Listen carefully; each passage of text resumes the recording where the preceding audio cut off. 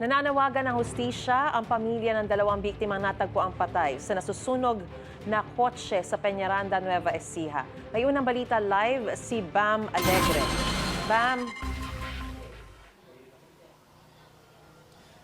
Maris, ililibing ngayong umaga ang isa sa mga biktima na binaril at sinunog sa loob ng isang kotse sa Peñaranda, Nueva Ecija. Hustisya ang panawagan ng kanyang kaanak. Nakaburol ngayon sa kanilang bahay ang babaeng biktima sa karumal-dumal na krimen sa Peñaranda, Nueva Ecija. Noong Lunes natagpuan ang kanyang katawan, pati na rin ang katawan ng kanyang kaibigang lalaki na binaril at sinunog sa loob ng isang kotse.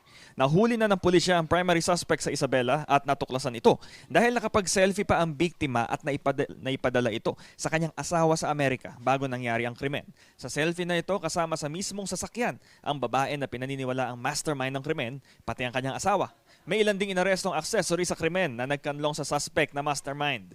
At large naman ang gunman na nakuna sa CCTV pati ang nagmaneho ng getaway tricycle. Tinitingnan ng pulisya ang motibo na may utang ang suspect sa biktimang babae. Nadamay naman ng kaibigan lalaki ng biktima sa krimen matapos siya mapakiusapan na maging driver noong araw na yon. Nasa Pilipinas na ngayon ang asawa ng babaeng biktima pero tumangging humarap sa kamera. Ang kapatid ng biktima nagbigay ng pahayag para sa kanilang pamilya pero hindi rin siya nagpakita sa kamera dahil nangangamba para sa kanilang pamilya. Aniya, noong Lunes ng umaga nagpaalam ang kanyang kapatid na may meet up sa kaibigan niyang babae para sa pagbebenta ng isang property. Sunod na lang niya nalaman ng krimen nang kontakin siya ng pulisya. Siya ang nagkumpirma na kapatid niya nga ang isa sa katawang nasunog sa kotse. Nailibing na ang lalaking biktima. Pakinggan natin ang pahayag ng kapatid ng babaeng biktima. Sana yun nga, makamit namin yung hustisya na para sa kapatid ko at para sa kaibigan namin. Sana nga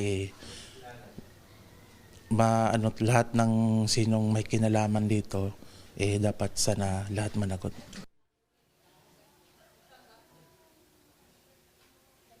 Maris, mamayang pasado alas 8 ng umaga nakatakdang ilibing dito sa Palayan City ang babaeng biktima at nakatutok ang kanyang kaanak dito sa libing bago tutukan yung pagsasampa ng reklamo dito sa nahulingang mga suspect. Ito ang unang balita mula rito sa Nueva Ecija. Bam Alegre para sa GMA Integrated News.